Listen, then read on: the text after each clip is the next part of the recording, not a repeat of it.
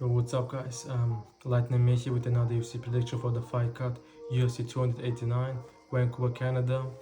Finally it's here again. A little bit of poor main event. We all hoped for a better one. Of course, not GSP, but at least somebody. We got 11 fights on the card. A lot of fights got cancelled, but it is what it is. So the first fight on the card is Diana Belbitâ against Maria Oliveira. It's a tough one. Both are not some decent fighters, to be honest. Both has like one win or two wins and two or three losses in the UFC. Wins were not so dominant.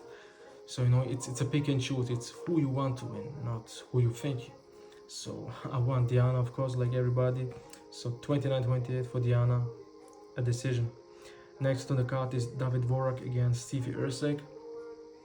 The debut from Stevie, but a good 30-27 win from Dvorák, decision. I believe it should be easy. He's the experienced fighter.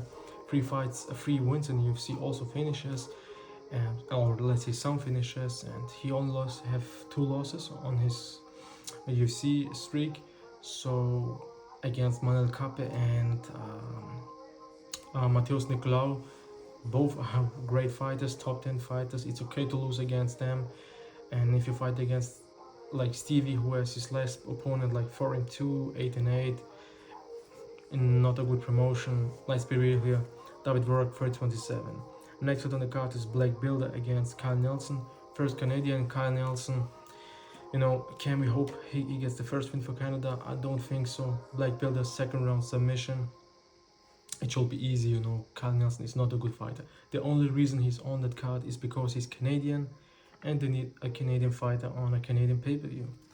So that's the only reason he has his last fight, I believe, in the UFC. Fight out of his contract. Too many losses, man. Only 1 win. So yeah, Bilder second round submission. I believe his grappling and his submission should be the edge in this fight. Aiemann Zahabi against Aoriqileng.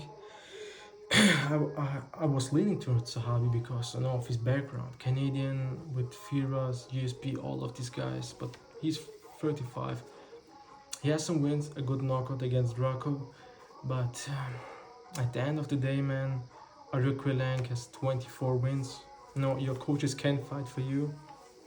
Of course, Aiemann is a good fighter with some good IQ, but I believe the experience from Aoriqileng will be too much. 29-28 for him. He needs to have at least a knockdown on the fight, because the scorecards, the judges can lean towards the Canadian fighter. So Aoriqileng knows, and I hope his coaches knows, he needs to go proper in 100%, man. So yeah, decision for Aoriqileng. Next on the card is Miranda Maverick against Jasmine. Again, a Canadian fighter, and I believe again a loss. Miranda Maverick by decision, 30-27. It should be easy. The only loss against Blankfield. Don't count the loss against Barbara like everybody from us. It was a win for her. It is what it is. So 5 or 6 wins in the UFC. Come on, man. Maverick is a really good fighter. Dominant decision, I believe, 30-27 in this fight. Next on the card is the last fight on the prelim. This should never be a prelim fight, but I don't know what UFC is thinking about it. Nassourdine Imavov against Chris Curtis. Look, man, Chris Curtis, without the Jack Hermanson fight and maybe even the Kelvin Gastelum fight, you can count him to win.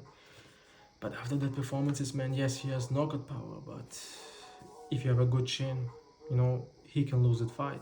Nassourdine Imavov has the chin and the skill set to beat him.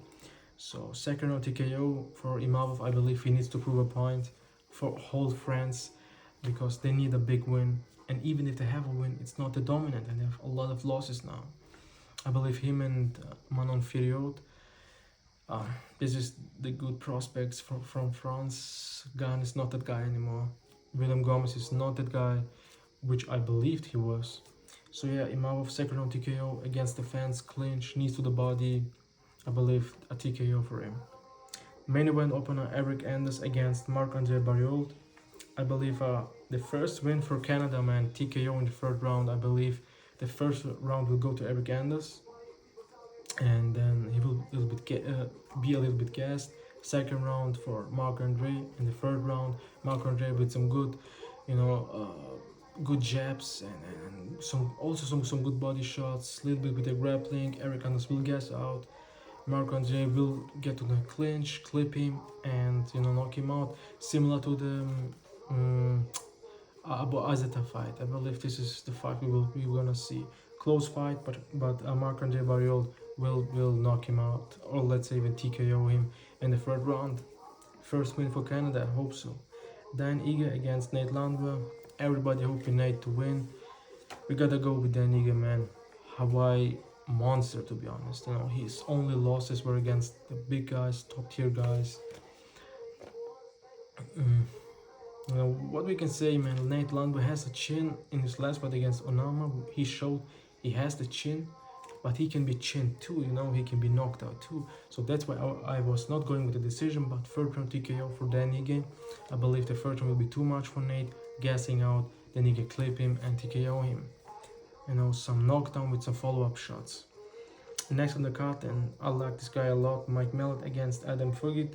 I hope I don't get cancelled by Adam.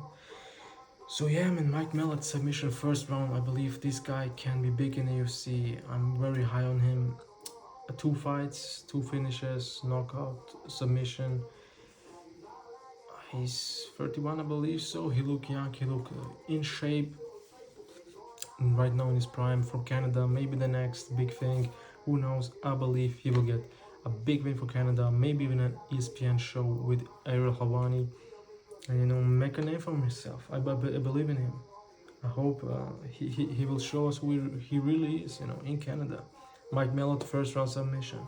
Co-main event, Charlie Oliveira against Beneil Dariush. This must be a good fight, yeah. So I see the majority picking Beneil Dariush. I'm going with Charlie Oliveira. I believe this is the guy. He lost to Makhachev. It's okay. He beat Gaethje, he beat Poirier, he beat Chandler, he beat Tony, he beat Kevin Lee. Like Makhachev, and of course Khabib, but he's retired. And we can count in McGregor. Just these 3 guys, he didn't beat them.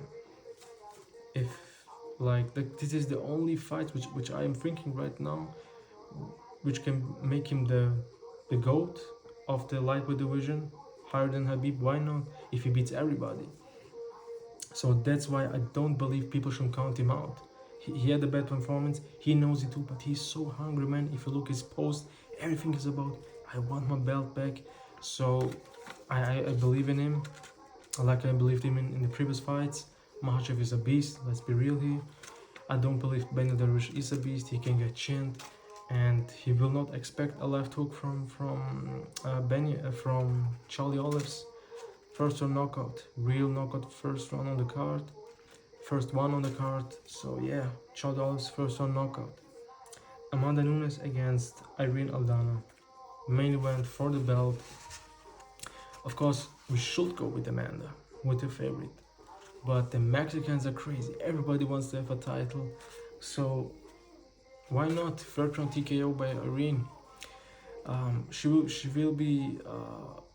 I hope she will go to the body and to gas out Amanda, because we saw in the Pena fight Amanda can gas out in the first Pena fight. It's a tough one. Again, it's Amanda Nunes, the GOAT. But I believe this will be her last fight. She will lose the belt and retire. Why not? She has a kid now. It's all okay. She proved she's the GOAT. Why not? Irene Aldana, third round TKO, a lot of body shots, good boxing, high IQ. Why not? With a good right body shot. Third round TKO. Maybe even follow up with the shots. Ref call it. Amanda Nunes take the gloves off. That's it. We still have to go. Even if she loses the fight, I believe she is the best women's MMA fighter. It's sad we never saw her and Kyle Harrison. Still believe Amanda will win the fight. And yeah, man, still hope we're gonna see some good fights on the card. Just 11, I'm a little bit disappointed. But yeah, we take what we get. UFC 289 in Canada.